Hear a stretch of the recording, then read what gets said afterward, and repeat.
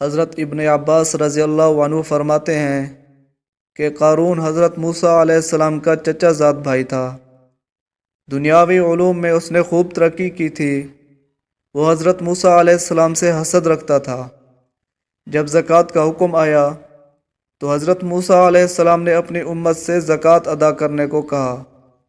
تب قارون نے کہا کہ وہ زکوٰۃ نہیں دے گا۔ دوستو، ویڈیو میں آگے بڑھنے سے پہلے آپ سے ایک گزارش ہے کہ آپ نے کئی دنیا داری کے چینلوں کو سبسکرائب کیا ہوا ہوگا۔ ہمارے اس اسلامی چینل کو بھی لائک اور سبسکرائب کر دیں تاکہ آپ کی وجہ سے یوٹیوب ہمارے چینل کو لاکھوں انسانوں کو دکھائے اور آپ اس صدقہ جاریہ میں بغیر کسی محنت کے شامل ہو جائیں۔ اس نے کہا، اس مال سے زکوٰۃ ہم کیوں نکالیں جو اپنے عقل اور محنت سے حاصل کیا ہے؟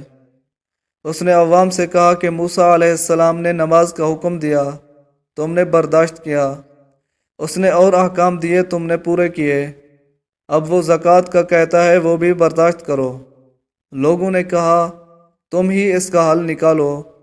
اس نے کہا، حضرت موسیٰ علیہ السلام پر تہمت لگاتے ہیں، لہٰذا انہوں نے ایک فاحشہ عورت کو بہت سے انعام و اکرام سے نواز کر اس بات پر قائل کیا کہ وہ ایک بڑے مجمع میں جھوٹی گواہی دے گی کہ حضرت موسیٰ علیہ السلام نے اس سے زنا کیا ہے، نعوذ باللہ۔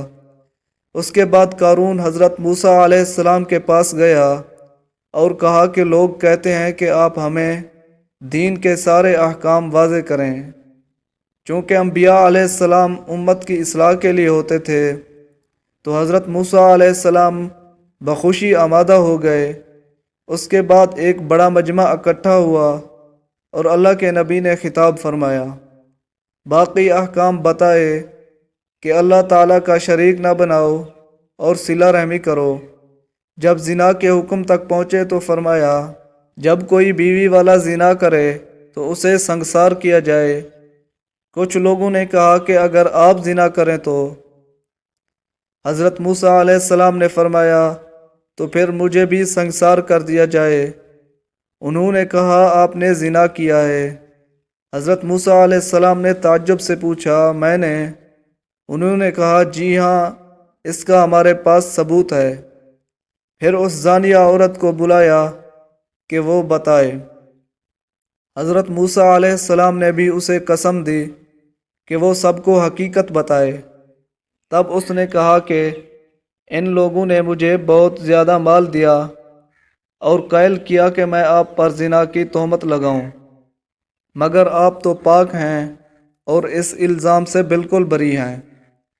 حضرت موسیٰ علیہ السلام روتے ہوئے سجدے میں گر گئے۔ پھر سجدہ میں ہی اللہ تعالیٰ کی طرف سے وحی آئی کہ رونے کی کیا بات ہے، ہم نے آپ کو ان لوگوں کو سزا دینے کے لیے زمین پر تسلط دیا ہے، جو چاہو زمین کو حکم دے سکتے ہو۔